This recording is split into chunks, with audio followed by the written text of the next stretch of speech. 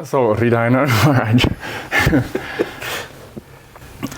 when I get feedback, a lot of times on social media, when I speak about the dress code issue, a lot of times devotees say, why do you bother? Why it's not important? Why do you speak about it? Because for many people, saving the planet's not important. What do you mean? I mean that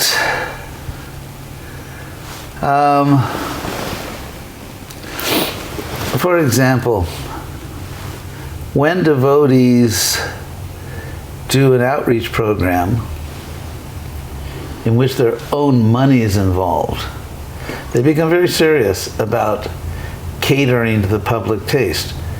For example, if a devotee, let's say, opens a restaurant or a gift shop, they are extremely concerned with public taste. It's an outreach program. Let's say especially something like a restaurant. It's an outreach program, but their own money's involved. So therefore they're very anxious to cook preparations that people like to get business. So if we're trying to attract people, it's like if you're trying to get a child to take medicine, you don't put the medicine inside some bitter substance like vinegar. You put the medicine inside something sweet. For example, even adults, when we take, let's say, vitamins or something, they have these gummies. If it's just a pill, I may forget to take my vitamin. If it's a gummy, because they taste so good, I never forget to take my vitamin. And so we can actually measure public taste. It's not subjective. You could say the taste itself may be subjective, but the measurement is not subjective. You can, let's say, take metrics like how many people buy tickets for concerts, how many people download the music. And it turns out that overwhelmingly people prefer Western style music, overwhelmingly. And for example, there are very famous Hare Krishna festival programs which are, present traditional Indian culture. And they attract millions of people and get almost no one to actually join the Hare Krishna movement. And so getting people to accept Krishna, my God, that's hard enough. Just walk out on the street and try to convince someone that Krishna is God, or that they should give their life to Krishna. Someone they've never heard of, perhaps. Why raise the bar higher? Raise the bar. Yeah, why say it's not enough that you develop faith in Krishna? It's not enough that you decide you want to learn more about this, maybe do some service to Krishna. No, that's not enough. You actually have to become ethnically Indian. Why? It's almost like saying if you go to a store and you want to buy some bananas and you're prepared to pay the price, and they say, well, to buy these bananas, you also have to do other things. You have to dress differently. You have to, no, but I just want bananas. So people just want God, or just want perfect knowledge of God, or the most powerful process to realize God. Why are we piling on more requirements that historically, apart from ISKCON urban legends, if we're just talking about actual history as it's recorded, both in, let's say, you could say, third-party history books, but also in our own scriptures, there's absolutely no evidence to say, there's no evidence that in order to become a Vaishnav, especially a Gaudiya Vaishnav, follower of Lord Chaitanya, that people had to do ethnic backflips, that they had to basically re-ethnicize themselves. And I think the problem here is, and I've said this so many times, I kind of stopped saying it because I got tired of hearing myself say it, and that is, you have to make a crucial distinction between ethnic details and cultural principles. For example, when I was a little kid, I was 4 or 5 years old, 6 years old, and we would go to our place of worship. My parents would take us. And it was always a serious thing. We had to wear nice clothes. You have to take a shower or a bath. You have to put on very nice clothes. You have to be serious when you... So we learned these are cultural principles. They're not ethnic details. They're when you go to a house of God, you have to be very respectful. You can't speak loudly. You can't fool around because you are in a house of God. You're in a sacred place.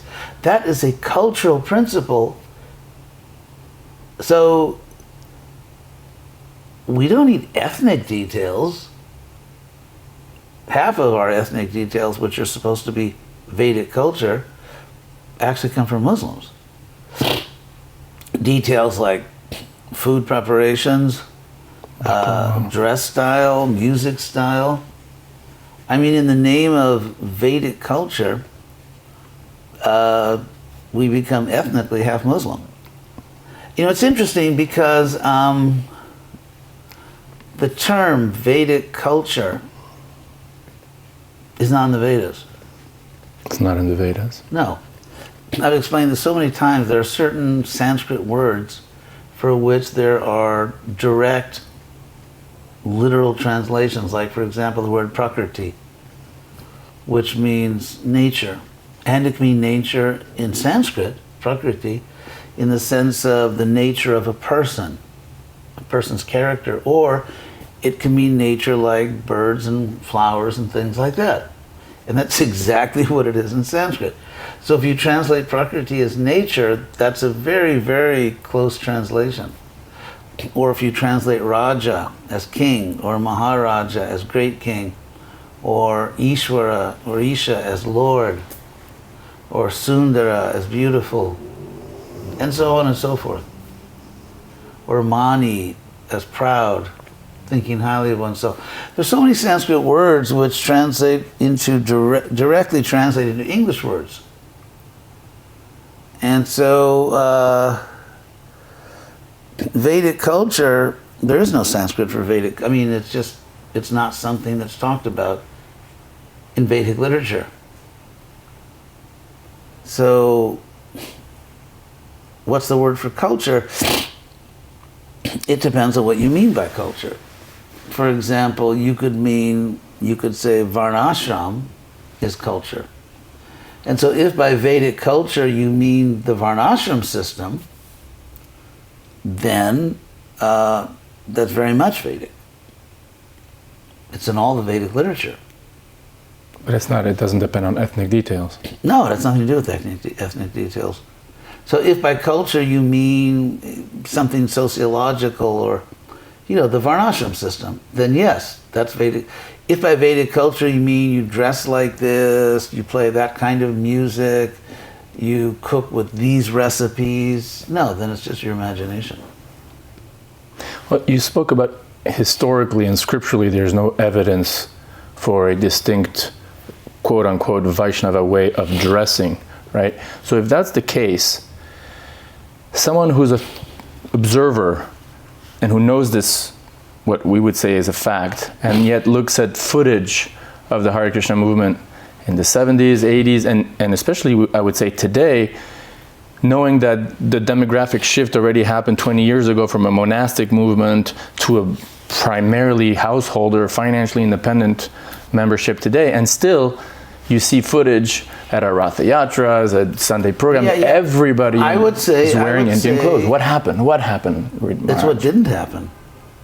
But like how, okay. What didn't happen is that devotees did not follow or comply with the Prabhupada's request that they present Krishna consciousness intelligently. So ISKCON has a remarkable lack of interest in scholarship, in its own history.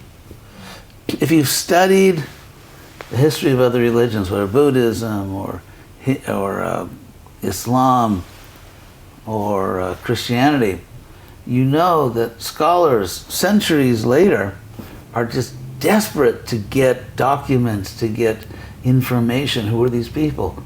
So ISKCON has produced not a single, well, actually that's not true.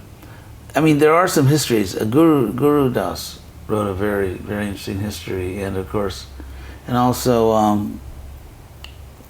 Hari Shori wrote a history, of course, based on Prabhupada's life, for a brief period in Prabhupada's life when he was Prabhupada's servant. And of course, Satsrupa wrote the Ulamrita.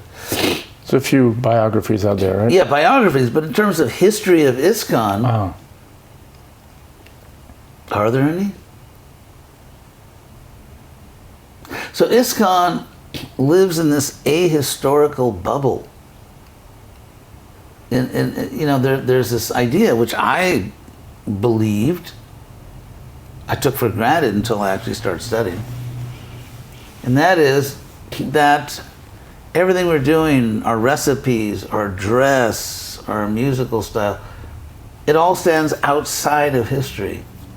It's like this eternal Hare Krishna culture. It's in the spiritual world, therefore you see ISKCON art where Radharani has her head covered in the spiritual world, even though there's no mention anywhere in any of our literature of women covering their head. There's no mention anywhere in our Shastras of calling women Mataji, which Prabhupada mentions a few times, but never actually did. I searched everywhere in Veda base, there's not a single documented case where Prabhupada actually called a woman Mataji. I also looked up, in the Bhagavatam, every scene in the Bhagavatam I could find where a man is speaking to a woman that's not his wife.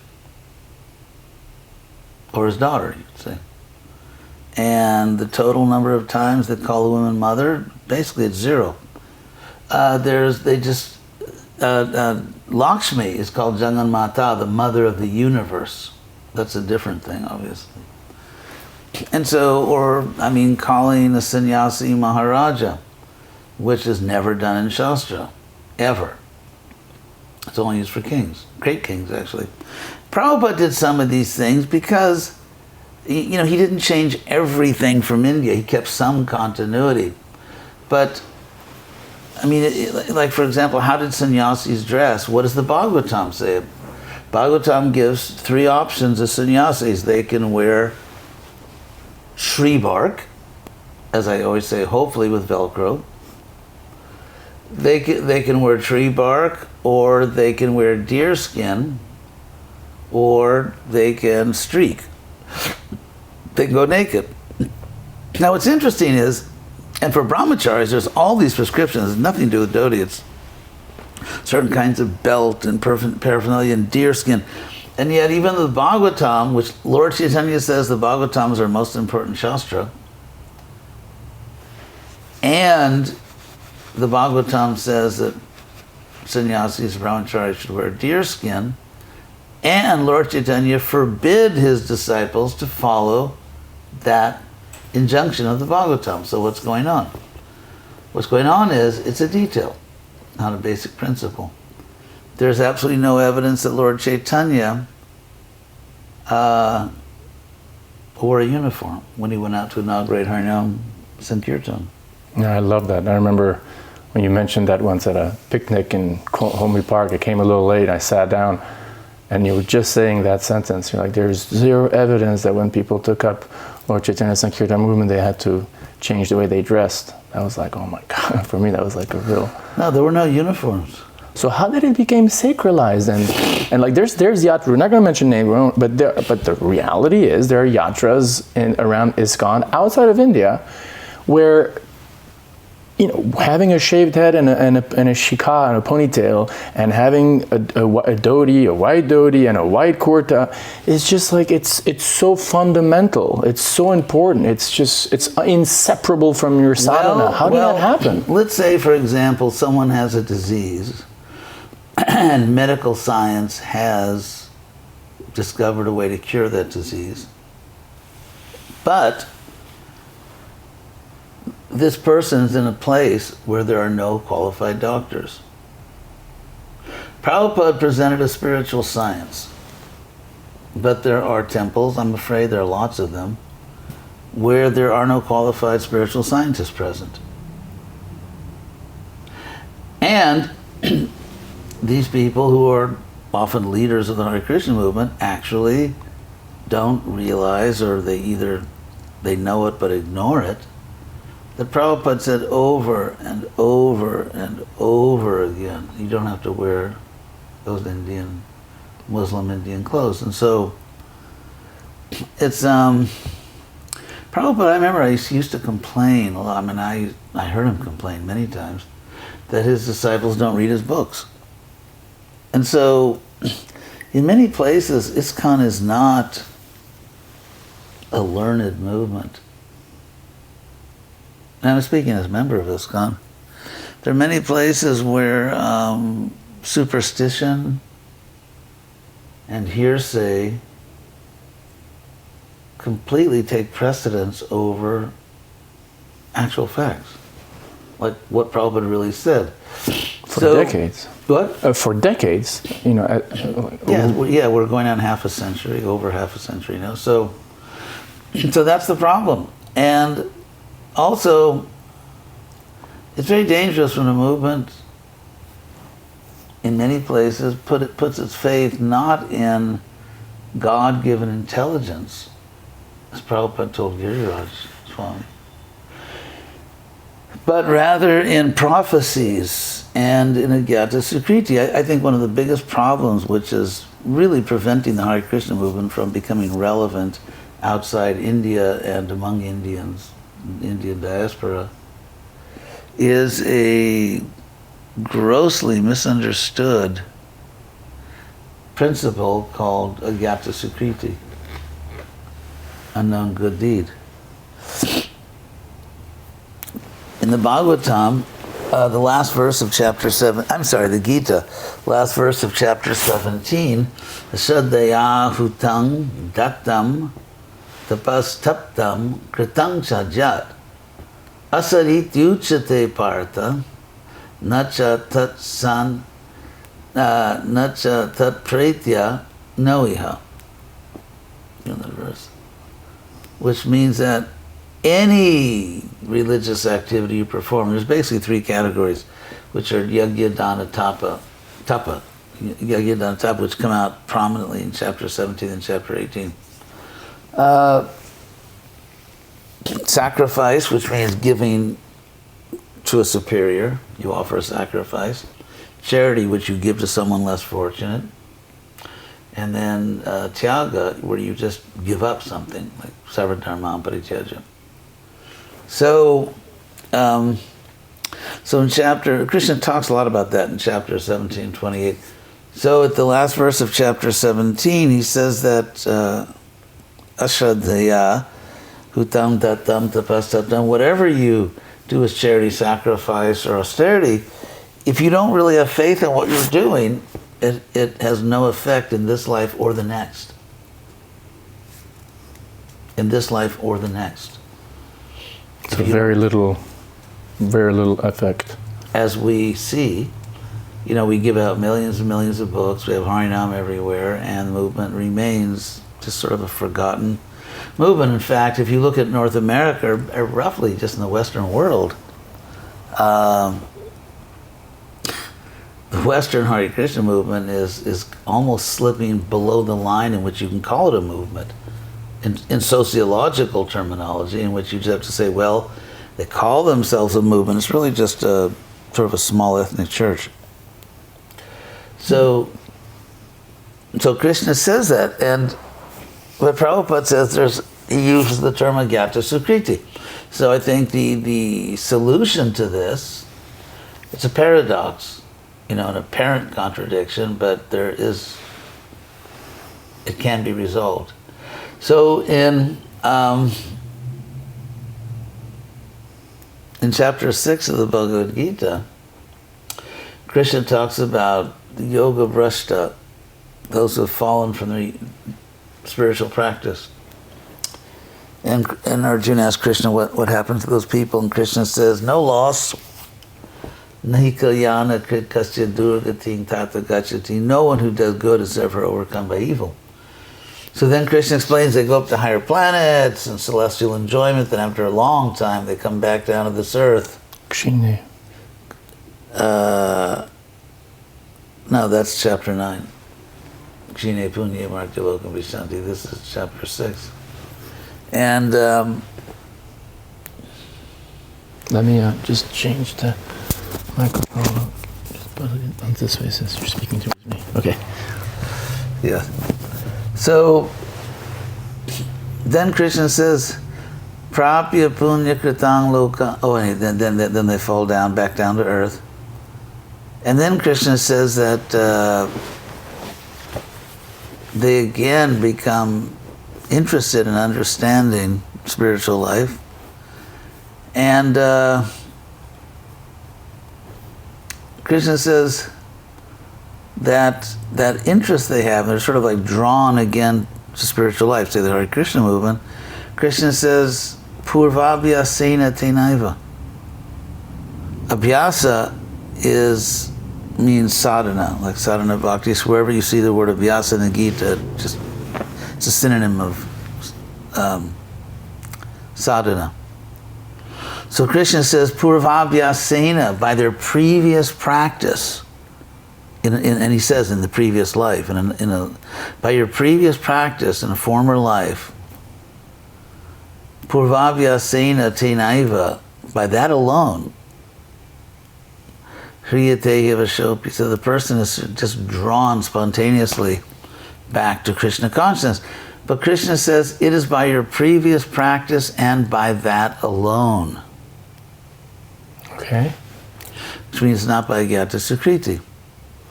Which means that when you go out on the street, or you go out to preach or teach or whatever, it does matter, the impression you leave on people. It actually matters. Why, one may ask? Why? Because if you make an unfavorable impression, they're not going to automatically come. In other words, you can't go out on the street and say, it doesn't matter, people think we're freaks, doesn't matter, they think we're some kind of, Asian carnival act or something. It doesn't matter because the effect is automatic. But Krishna says, well, not exactly. Krishna says in the Bhagavad Gita that if you're spontaneously attracted, it's by your previous practice. But one could say, though, that Agyata Sukriti itself is some sort of previous practice. Yes. Yes. So there has to be, just like Rupa Goswami says, Ado Shraddha. In the beginning, there's some faith. Like, wow, this could be good for me. Even if it's just that. So, so the idea that if people just see the book, I think it's controversial because Prabhupada made statements like that. Yeah, there's a lecture in Los Angeles. Even the book goes in one's hand, he will be benefited. Yeah, there are many, many statements like that. And I'm not saying there's no benefit. I'm just saying, though, let's assume that there is benefit. It's so slow and so faint, it's not enough to sustain the Hare Krishna movement. It's not enough to make our movement viable, to make our movement work in the Western world. It's not enough. And so then we have to become relevant and relatable. Yeah, because that's how you show you care about other people. That's how you show you care. It's like, okay, this is our presentation, you don't like it, go tell it to Yamaraj. Prabhupada himself, there's these famous conversations with Prabhupada, correspondence with Prabhupada, where he gave devotees permission to wear Western clothes. They're not karmi clothes, it's just cotton, it's just pants and a shirt. So if you're attached to calling it karmi clothes, maybe you should get a life. That term was coined not by Prabhupada, but... No. In fact, right in the Veda base, someone asked, Brahmachari, I think, asked Prabhupada, why do you have to wear Indian clothes? And Prabhupada said, I never said you had to wear them. He said, you wanted to do it. Right. So we have a quote from Prabhupada in which he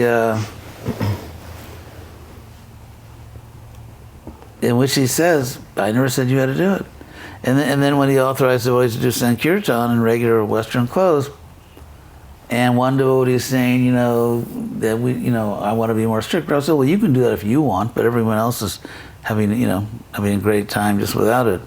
When Prabhupada saw Balavanta, a picture of Balavanta was running for, I think, mayor of Atlanta, and he had on a coat and a tie, and it's in one of Satsvarupa's books.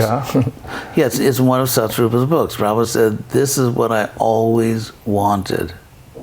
This is what I always wanted, that you become known as American Hare Krishna. So, anyway, I've given so many quotes. So, there's this other quote of Maharaj or Acharya or Ridhana Maharaj, where if I may share it with you, so I find it one of the most interesting quotes, and it's never quoted. It's a conversation with a disciple of Prabhupada who's preaching, I think, in Sweden or maybe in Iran, in one of the two, and he or she tells Prabhupada, we don't come to them. And you can see in the way she or he speaks, there's this preconditioning of what it means to look like a Hare Krishna, because he or she says, we don't come to them as Hare Krishnas, with shaved head, and then Prabhupada interestingly says, no, we have many communities, which we really didn't at the time, at least communities where everybody was wearing Western clothes. That just didn't exist. It still doesn't exist today. What to speak of back in the 70s. But Prabhupada is saying, no, we have many communities where devotees dress normally. Like, I'll actually quote it as we're watching this. So it almost seems like Prabhupada kind of with that thing with the Balavanta, he kind of that's the only thing he would only dream of, this type of well how do you say, well dressed and well inserted in society Vaishnava leaders. Yeah, basically, I think if we're going to try to save this planet, make the movement a success, we can't just live in this mythological world or just sort of make everything up. The elections are a couple of days later, in a couple of days, and not to speak of Republican Democratic, but you look at pictures of past presidents and their White House pastors or religious advisors, and all of them have suit and ties. And it's when in Rome. No, it's just the movement, the Hare Krishna movement, or if you can still call it a movement. I don't even know if it qualifies sociologically in the West as a movement anymore. But we can just hope that these people mature, understand Prabhupada better, but it's... Any final note? No, I just hope we can become a really intelligent movement where people do their homework and they know what our actual philosophy is. And I hope we can fulfill Prabhupada's desires to, make America a Krishna conscious country, place. I thought you wanted to say Krishna conscious again. What? Make America great again. Make Krishna make Krishna, make ISKCON great again. We could call it MEGA. If they got MAGA, we can be MEGA. Make ISKCON great again. All right, well, thank you very much. I will.